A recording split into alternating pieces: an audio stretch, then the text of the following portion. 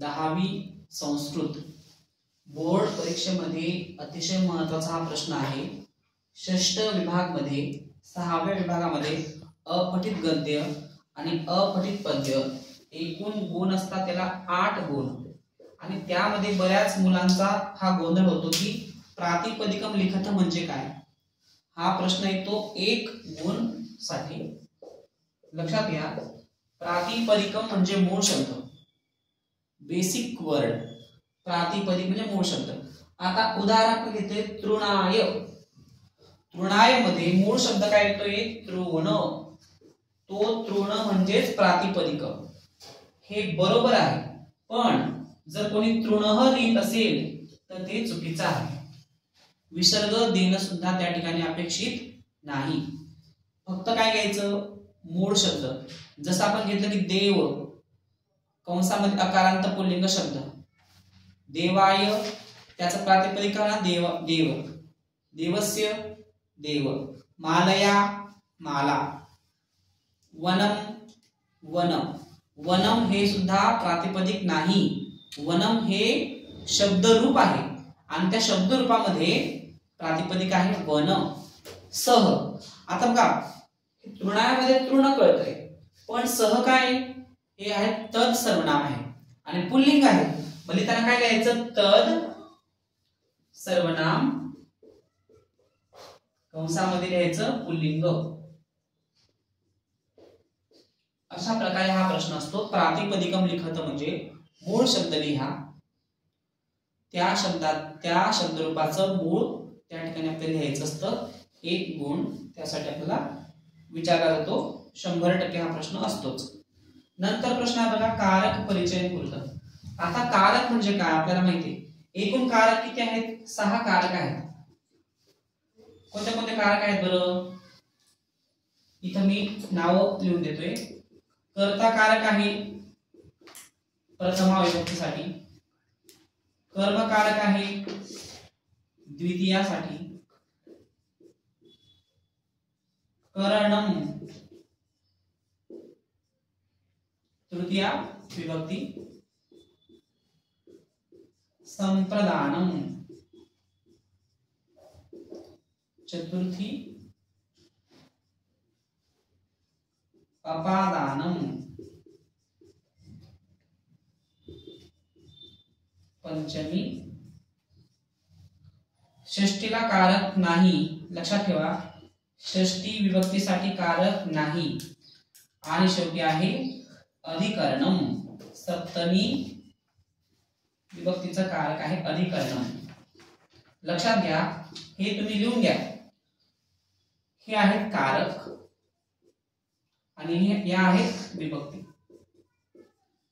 मग प्रश्न काय आपल्याला? कारक परिचय कृत। लक्षात घ्या, कारक ओळखा। आता बघा, एक वाक्य आपण घेऊयात। बालकः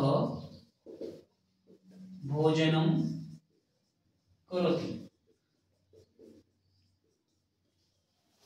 जो उतारा आपल्याला परीक्षेमध्ये दिलेला असतो अपठित गद्यामधला, त्या उतारातलं एखादं वाक्य येतं आणि त्यामध्ये जर समजा भोजनमला अंडरलाईन केलेलं असेल, अधोरेखित शब्द काय? भोजनम, तर उत्तर काय तुमचं? भोजनम डॅश कर्मकारकम। लक्षात घ्या, कारण भोजनम काय आहे या ठिकाणी? द्वितीया येते आहे। जर बालकहला अंडरलाईन असेल तर बालकह डॅश कर्ता कारक। कळलं का? ओके, कळलं का? अशा प्रकारे आपल्याला हा प्रश्न येतो। कारक आपल्याला त्या ठिकाणी लिहायचं आहे। जर आलं समजा की वने वने पशवः सन्ति, वने पशवः सन्ति। बघा, लक्षात घ्या, या ठिकाणी वने आपल्याला माहिती की देवे देवयोः देवेषु सप्तमी, वने वनयोः वनेषु सप्तमी। म्हणजे मूळ शब्द काय? वन आहे आणि वन हा अकारांत नपुंसकलिंग शब्द आहे, त्याची काय? सप्तमी आहे। मग सप्तमीचं कारक काय आहे? अधिकरणम। लक्षात घ्या, मग तुम्ही उत्तर लिहा अधिकरणम। आणि जर पशवः असेल, पशवः, पशु शब्दाचं काय आहे, प्रथमा बहुवचन आहे. भानू शब्दाचं जसं की भानवः बहुवचन आहे तसं, पण प्रथमा आहे, लक्षात घ्या. मग काय मिळते, कर्ता कारक होईल. कारण कर्त्याची नेहमी प्रथमा असते, कर्माची द्वितीय असते, कर्णमची तृतीया, संप्रदानासाठी चतुर्थी, अपादानासाठी पंचमी आणि अधिकरणसाठी सप्तमी. हे कारक परिचय असा हा प्रश्न या ठिकाणी आपल्याला समजला. लक्षात घ्या, हा एक गुण आहे आणि हा एक गुण आहे.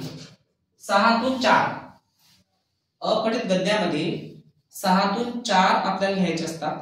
तर हे 2 गुण तुमचे त्या ठिकाणी तुम्हाला मिळालेच पाहिजेत.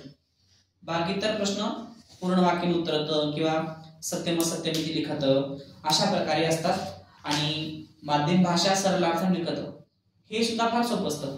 त्या ओळीचा अर्थ लिहायचा मराठीमध्ये, समजून घ्यायचा आणि मग लिहायचं, त्यात काहीही चुकत नाही.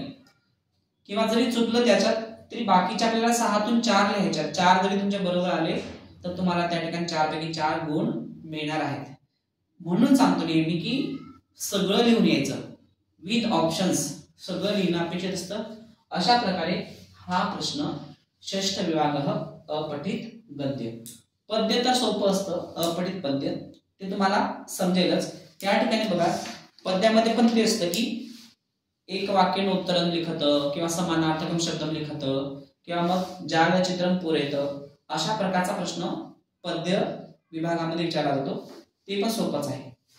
ओके, तर तुम्हाला समजला असेल हा प्रश्न. धन्यवाद.